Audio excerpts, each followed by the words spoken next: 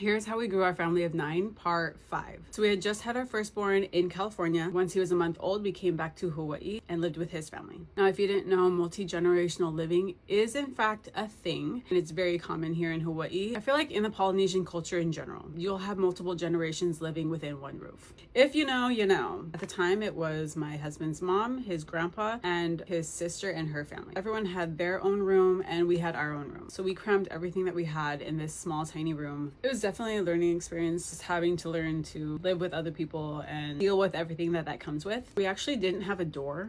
If we wanted any kind of privacy, we pinned an ia lava lava to the door, a pareo. Basically like a sheet. I pinned the top 2 corners at the top, and then we had this baby gate, so we would lock the baby gate in place and have the ia lava lava on the sides so that it wouldn't go flying. You know what I mean? Anyway, that was our door. So when my son was 1 year old, we found out I was pregnant and it was a girl. We wanted all boys. So when I heard that I was having a girl, I was like, no! Because my labor was so fast with my first, and the hospital here is an hour away from us, my doctor suggested that I get induced. So we went in, got induced. I had her in less than an hour. My doctor didn't even make it in time. Our nurse was actually there. I was telling her like, I need to start pushing soon. And she's like, okay, just wait. And I was like, no, like I really need to push.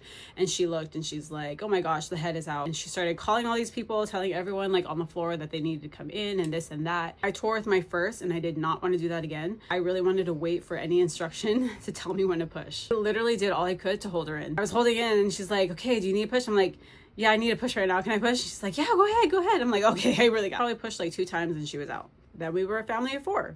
A lot of people say that going from 1 kid to 2 kids is the hardest. Honestly, the hardest was going from no kids to just 1 kid. After that, I feel like it's just another mouth to feed. I don't know. So we were still crammed in this tiny room. We had a queen bed, a crib, and a toddler bed. It was all crammed in there. I don't know how we fit everything. And then when my daughter was 1, found out I was pregnant again. Yes, even with the ia lava lava door, okay? Super easy birth, no complications. Had her 20 minutes after we arrived at the hospital. Then we were a family of 5. I don't even remember how we fit everything, but at this point we had a queen bed, 2 toddler beds, and a crib. Being a family of 5 at the time, I was like, okay, I think we need our own space. I figured, let's just go to Utah. It's super cheap. So I was super set on this. Husband, not so much. I was kind of pushing him more. I was even applying for jobs for him. I was desperate. He did get an interview and he was supposed to fly out, but he ended up not going. But then he told me that he felt like he needed to go back to school. We both got kicked out of school, so we didn't finish our degrees yet. So he did apply. He got in, and oh my gosh, we were so excited because then we also got approved into university student housing, and that leads us into our back to school with the family era. Make sure you follow for part 6.